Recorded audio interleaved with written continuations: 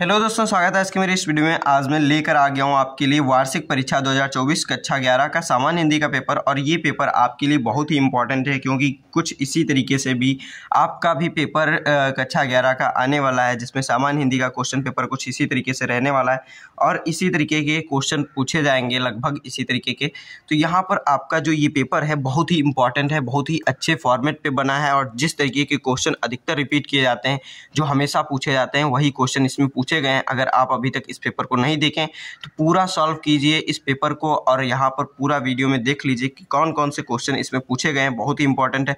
और इस पेपर का आपको पीडीएफ अगर चाहिए तो पीडीएफ के लिए मैंने प्रेपवेव ऐप पर इसका आपका पूरा पीडीएफ अपलोड कर दिया है और वहाँ से आप इसका पीडीएफ देख सकते हैं और आप उसको डाउनलोड भी कर सकते हैं। तो वहाँ पर आप उसका लिंक डिस्क्रिप्शन बॉक्स में, इसी वीडियो के डिस्क्रिप्शन बॉक्स में आप पा जाएंगे और वहाँ से आप पीडीएफ देख सकते हैं। और उस ऐप में एक और नई खासियत है जिसमें कि आप अपना पेपर, अगर कोई पेपर आपका हो चुका है या फिर आपका हिंदी का, जब आप अभी आप देख रहे हैं तो कुछ दिन में आपका होने ही वाला होगा, हिंदी का जब पेपर आपका हो जाता है तो उस पर आप अपलोड कर सकते हैं और भी अन्य पेपर आप अपने उस पर अपलोड कर सकते हैं आप प्रेपवेव ऐप पर। तो ये आपके लिए ऐप बहुत ही सहायता करेगा। आपको दूसरे पेपर भी उस ऐप से आपको देखने को मिल जाएंगे, डाउनलोड करने के लिए मिल जाएंगे। तो यहाँ पर अब हम डिस्कस करेंगे इस पेपर के क्वेश्चन आंसर। तो यहाँ पर सबसे पहला आप देखेंगे जो पहला क्वेश्चन दिया गया है, इसमें आपके 5 प्रश्न पूछे गए हैं, एक नंबर के 5 नंबर का टोटल ये पहला क्वेश्चन है। तो यहाँ पर सबसे पहले आपको पहला क्वेश्चन, हिंदी का प्रथम उपन्यास किसे माना जाता है। तो इसमें आपको ये 4 विकल्प दे दिए गए हैं, इसमें से आपको बताना है कि हिंदी का प्रथम उपन्यास जिसे माना जाता है वो कौन सा है। तो परीक्षा गुरु जो है वो आपका हिंदी का प्रथम उपन्यास होता है, माना जाता है और ये लाला श्रीनिवास दास द्वारा लिखित है। और ये आपका फिर दूसरा जो विकल्प है ये गोदान है, गोदान प्रेमचंद्र का उपन्यास है। और तितली आपका ये जयशंकर प्रसाद का उपन्यास है और कामायनी जयशंकर प्रसाद का महाकाव्य है। तो इस तरीके से यहाँ पर इसका विकल्प हो जाता है पहला, परीक्षा गुरु। फिर आपका अगला क्वेश्चन पूछा गया है, भारतेंदु हरिश्चंद्र द्वारा संपादित पत्रिका है। तो भारतेंदु हरिश्चंद्र द्वारा संपादित पत्रिका कौन सी आपको इसमें बताना है। तो कवि वचन सुधा जो है आपकी भारतेंदु हरिश्चंद्र द्वारा संपादित पत्रिका है। फिर यहाँ पर आप देख लीजिए आगे आपका ये जो धर्म युग है ये धर्मवीर भारती द्वारा है और मर्यादा आपका जैसे आपका प्रेमचंद्र द्वारा और हंस भी प्रेमचंद्र का है। तो यहाँ पर इस तरीके से इसका राइट विकल्प सा हो जाता है, कवि वचन सुधा हरिश्चंद्र द्वारा संपादित पत्रिका है। फिर तार सप्तक का प्रकाशन कब हुआ था। तो तार सप्तक का प्रकाशन सर्वप्रथम आपका जो 1943 में हुआ था। तो इसका राइट विकल्प ये हो जाता है, लेकिन यहाँ पर आपका 1959 भी दिया है। ये आपका तृतीय तार सप्तक का संपादन हुआ था 1959 में, लेकिन यहाँ पर आपका जो विकल्प है 12 नंबर ये आपका राइट हो जाएगा क्योंकि प्रथम का यहाँ पर प्रथम ही पूछा गया है। तो प्रथम आपको 1943 में लगा देना है। फिर आपका अगला क्वेश्चन पूछा गया है घ नंबर में चंद्रगुप्त नाटक के लेखक हैं। तो चंद्रगुप्त नाटक के लेखक कौन है ये आपको बताना है। तो चंद्रगुप्त, स्कंदगुप्त, अजातशत्रु, ध्रुव स्वामिनी, ये सब जयशंकर प्रसाद के आपके नाटक हैं। तो यहाँ पर 12 नंबर विकल्प सही हो जाता है। फिर आपका अगला क्वेश्चन यहाँ पर पूछा गया है, अगला क्वेश्चन है आचरण की सभ्यता निबंध के लेखक है। तो आचरण की सभ्यता निबंध जो है वो संपूर्ण ये आपका सरदार पूर्ण सिंह द्वारा लिखित है। आचरण की सभ्यता निबंध सरदार पूर्ण सिंह, ये आपका राइट विकल्प हो जाता है। फिर आपका अगला क्वेश्चन है दूसरा, जो आपके हिंदी के काव्य साहित्य के इतिहास पर आधारित 5 प्रश्न होते हैं उससे पूछा गया है। ये भी 5 नंबर का पूरा क्वेश्चन है। इसमें भी आपके 5 क्वेश्चन पूछे गए हैं और सब एक नंबर के क्वेश्चन हैं, बहुविकल्पी क्वेश्चन। तो यहाँ पर आपका पहला क्वेश्चन है, खड़ी बोली का प्रथम महाकाव्य किसे माना जाता है। तो खड़ी बोली का प्रथम महाकाव्य आपका प्रियप्रवास है, इसे कहा जाता है। ये अयोध्या सिंह उपाध्याय द्वारा लिखित है। और फिर यहाँ पर आपका जो पृथ्वीराज रासो है ये आपका प्रथम ये महाकाव्य है, लेकिन आपका खड़ी बोली में नहीं है। प्रथम महाकाव्य है पृथ्वीराज रासो, चंद्रबरदाई द्वारा लिखित है, लेकिन आपका खड़ी बोली का जो प्रथम महाकाव्य है वो आपका प्रियप्रवास है। ये राइट विकल्प आपका हो जाता है 10 नंबर। फिर आपका अगला क्वेश्चन है, विनय पत्रिका किसकी रचना है। तो ये क्वेश्चन बहुत ही रिपीट होता है, इसको आप जरूर ध्यान रखिए। तुलसीदास द्वारा ये विनय पत्रिका तुलसीदास जी की है। और यहाँ पर आपके ये सभी ये कवि आपके जो हैं ये कवि हैं ये आपके भक्ति काल के हैं, तुलसीदास जी, रामचरितमानस जिन्होंने लिखा है। फिर यहाँ पर आपका अगला क्वेश्चन है, चिदंबरा के रचनाकार कौन है? तो चिदंबरा के रचनाकार कौन है यहाँ पर आपको बताना है। तो सुमित्रा नंदन पंत, जिन्हें प्रकृति का सुकुमार कवि भी माना जाता है, ये आपके चिदंबरा के रचनाकार हैं और इन्हें चिदंबरा रचना पर भारतीय ज्ञानपीठ पुरस्कार भी मिला है। तो इस तरीके से आपका अगला क्वेश्चन है, निम्न में से कौन छायावादी कवि है? तो निम्न में से कौन छायावादी कवि है ये आपको बताना है। तो आप जानते होंगे जयशंकर प्रसाद जो हैं ये छायावादी कवि हैं। तो छायावादी कवि कौन है आपके? तो जयशंकर प्रसाद जी हैं। फिर आपका अगला क्वेश्चन यहाँ पर पूछा गया, और बाकी जो कवि हैं ये आप देख लीजिए। सूरदास जो है आपके ये भक्ति काल के हैं, मीराबाई भक्ति काल के हैं, धर्मवीर भारती ये आपके आधुनिक काल के हैं, लेकिन जयशंकर ये आपके छायावादी युग के नहीं हैं। फिर आपका अगला क्वेश्चन है, साकेत महाकाव्य के रचनाकार हैं। तो साकेत महाकाव्य के रचनाकार जो है मैथिली शरण गुप्त जी हैं, जिन्हें राष्ट्र कवि भी कहा जाता है, मैथिली शरण गुप्त। तो ये आपके साकेत महाकाव्य के रचनाकार हैं।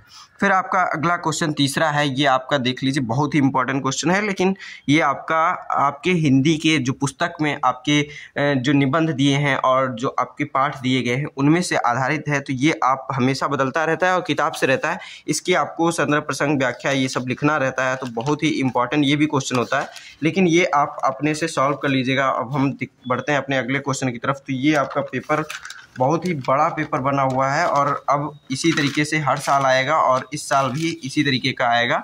तो इस तरीके से आप देख लीजिए ये पेपर आपका, ये फिर उसी के आगे का अगला पेज है ये आपका।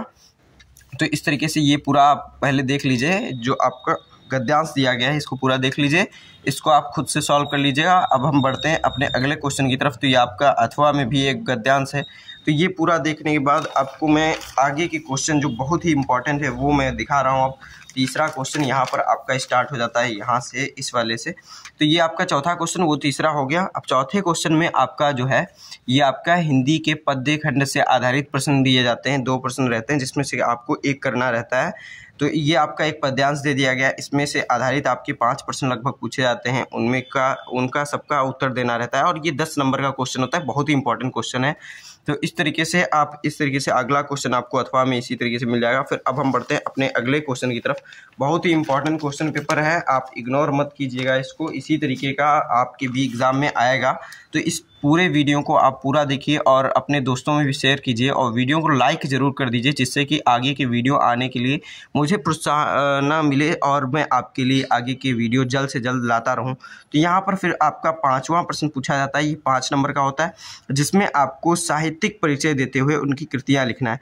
जैसे भारतेंदु हरिश्चंद्र, सरदार पूर्ण सिंह, डॉक्टर संपूर्णानंद, रामवृक्ष वेनीपुरी, इनमें से किसी एक लेखक का आपको साहित्यिक परिचय देते हुए उनकी कृतियाँ लिखना है, जो आपको 5 नंबर मिलेंगे इतना लिखने पर। फिर आपका इसी तरीके से आपके कवियों के आते हैं, जैसे वो लेखक के हैं तो ये कवियों के हैं, तो इन कवियों में से किसी एक कवि का साहित्यिक परिचय देते हुए उनकी कृतियों पर प्रकाश डालना है।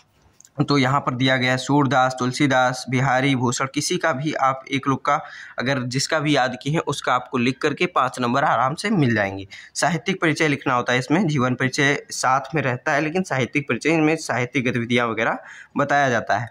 फिर यहाँ पर आपका कहानी के सारांश पर आधारित 5 नंबर का एक प्रश्न होता है, ये भी आपका बहुत इंपॉर्टेंट है, कहानियों का सारांश। तो यहाँ पर आपका आकाशदीप अथवा प्रायश्चित कहानी का सारांश अपने शब्दों में लिखिए, ये आपको बताना है। आकाशदीप या प्रायश्चित कहानी का सारांश आपको लिखना है, 5 नंबर का ये भी है। फिर आन का मान नाटक के आधार पर औरंगजेब का चरित्र चित्रण संक्षेप में लिखिए। तो आन का मान जो नाटक है उसमें आपका औरंगजेब के चरित्र चित्रण का संक्षेप में लिखना है। और आपका अगला क्वेश्चन आ जाता है, ये बहुत ही इंपॉर्टेंट है, संस्कृत खंड से है और इसमें आपको 7 नंबर का क्वेश्चन होता है, जिसमें आपका संदर्भ लिखने का 2 नंबर होता है और हिंदी अनुवाद का आपका होता है 5 नंबर। तो ये आपका संस्कृत गद्यांश दिया गया है एक, और इसका आपको सबसे पहले संदर्भ लिखना है, संदर्भ में इसका पाठ का नाम रहता है और फिर यहाँ पर आपका इसका अनुवाद लिखना है, जिसमें आपको 5 नंबर मिलेंगे। तो पूरे टोटल इसमें 7 नंबर का एक क्वेश्चन है, बहुत इंपॉर्टेंट है। फिर यहाँ पर आपका अगला क्वेश्चन इसी तरीके से अथवा में दिया गया है, अगर आपको ये आता है तो ये कर लीजिए, नहीं वो आता है तो इसके बाद ये आप कर सकते हैं।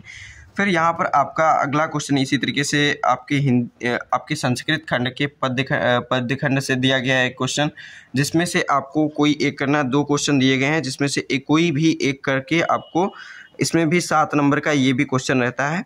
फिर आपका अगला क्वेश्चन है 9वां क्वेश्चन ये आपका है। आपका यहाँ पर पूछा गया है, ये 2 नंबर का प्रश्न होता है। इसमें से ये आपके 4 प्रश्न दिए गए हैं, इसमें से कोई एक ही करना है और उसका आपको अर्थ लिखते हुए वाक्य प्रयोग भी करना है। मुहावरे दिए गए हैं, इसमें से कोई भी एक मुहावरे का अर्थ लिखते हुए उसका अपने वाक्य में प्रयोग करना है। जैसे कि यहाँ पर अकल का दुश्मन, अकल का दुश्मन क्या होता है? मूर्ख होना, मूर्ख होना। जैसे कि इसका भी कोई भी आप उदाहरण लेकर के किसी को भी मूर्ख बता करके आपको इस मुहावरे का अर्थ बता देना है। जैसे कि यहाँ पर अकल का दुश्मन यानी मूर्ख होना, ये आप लिख देंगे, इसका अर्थ हो गया। और फिर इसको लिख देंगे कि रामू को तैरना नहीं आता फिर भी वो नदी में कूद गया, तो वो अकल का दुश्मन है ना। इस तरीके से आप लिख देंगे, तो इस तरीके से ये आपका हो जाएगा। उल्टी गंगा बहना, कोई भी प्रथा या फिर कोई भी चीज़ के विपरीत जाना, यानी कि जो आपका प्रचलन है उसके विपरीत जाना, इस तरीके से इसका अर्थ हो जाएगा। और यहाँ पर इसका इसी तरीके से आप प्रयोग भी कर सकते हैं।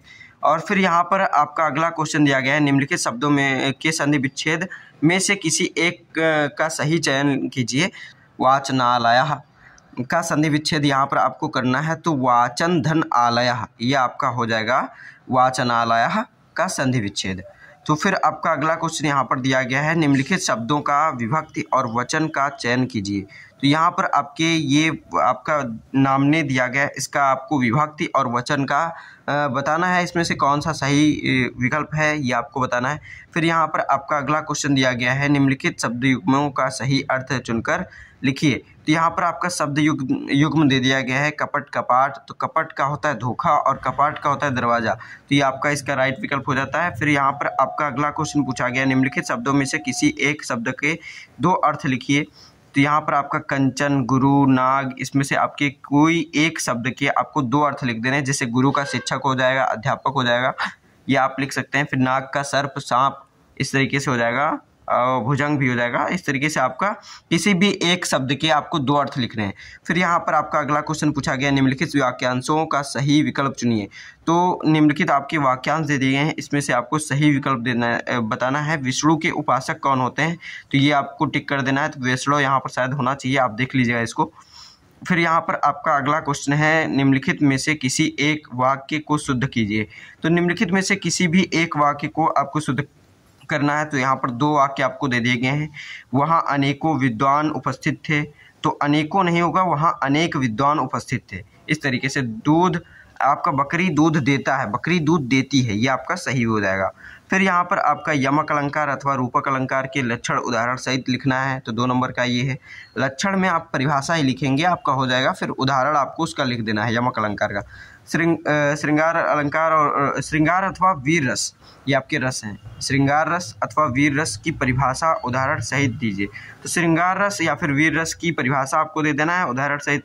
और इसमें आपको वीर रस का, इसमें जो गद्यांश दिया था उस पद्यांश में वीर रस का उदाहरण आपको आराम से मिल जाएगा। आप देखेंगे तो पढ़ेंगे इस पेपर को तो आराम से उसमें लिखा भी मिल जाएगा वीर रस का उदाहरण जो है। फिर आपका दोहा और सोरठा छंद का लक्षण उदाहरण सहित लिखना है। 2 नंबर का ये भी क्वेश्चन है। फिर आपको अगला क्वेश्चन है बहुत ही इंपॉर्टेंट, जो पत्र लेखन पे आता है आपका, बहुत इंपॉर्टेंट 6 नंबर का ये क्वेश्चन है। अपना कुटीर उद्योग आरंभ करने हैं तो इलाहाबाद बैंक के प्रबंधक को ऋण प्रदान करने हैं तो एक पत्र लिखना है, बहुत ही इंपॉर्टेंट। फिर यहाँ पर आपका अगला क्वेश्चन है, अपने गांव में बढ़ते हुए मच्छरों के प्रकोप से अवगत कराते हुए ग्राम प्रधान को एक पत्र लिखकर गांव की सफाई हेतु तो अनुरोध करना है। ये आपका अगला क्वेश्चन है। फिर यहाँ पर आपका लास्ट क्वेश्चन है, जो 9 नंबर का क्वेश्चन होता है, सबसे इम्पॉर्टेंट है, लेकिन ये अधिकतर लोग छोड़ दिया करते हैं क्योंकि ये लास्ट में होता है और सबसे बड़ा क्वेश्चन भी होता है एक तरीके से। इसमें आपको निबंध लिखना होता है और सबसे आसान, इसमें कुछ भी याद करना नहीं होता है। आपको डायरेक्ट बस जिस चीज़ के बारे में जितना जानते हैं उतना आपको लिखना है, विस्तार करके और अच्छे से लिखना है, उसको सही ढंग देते हुए जो फॉर्मेट होता है उसमें लिखना होता है। 9 नंबर का क्वेश्चन निबंध लेखन है। इसमें आपको दिया गया बेटी बचाओ बेटी बढ़ाओ, पढ़ाओ होना चाहिए, यहाँ पर बढ़ाओ नहीं पढ़ाओ होगा, बेटी बचाओ बेटी पढ़ाओ। फिर यहाँ पर आपका इस पर निबंध आपको लिखना है, छात्र जीवन में अनुशासन का महत्व, दहेज प्रथा एक अभिशाप, ये लिखना है। भ्रष्टाचार कारण और निवारण, ये तो बहुत इंपॉर्टेंट है, हर जगह भ्रष्टाचार व्याप्त है, आप बता सकते हैं किस तरीके से, और बहुत ही जगह व्याप्त है, जिसको आप समझ नहीं सकते हैं कितना व्याप्त है। आप आगे जितना बढ़ेंगे देखते जाएंगे कितनी जगह भ्रष्टाचार व्याप्त है और कहाँ से इसका उपज होती है, यानी कि कहाँ से ये उत्पन्न होता है भ्रष्टाचार। ये आप अभी कुछ स्तरों पर जानते होंगे कि कहाँ से ये उत्पन्न होता है, लेकिन ये आप जब थोड़ा और आगे बढ़ेंगे तो आपको खुद पता चल जाएगा ये एकदम बेसिक जगह से उत्पन्न होता है। तो ये वीडियो आपके लिए बहुत ही इंपॉर्टेंट है, तो वीडियो को लाइक कर दीजिए, शेयर कर दीजिए अपने दोस्तों में। मिलते हैं अपने अगले वीडियो में, तब तक के लिए धन्यवाद।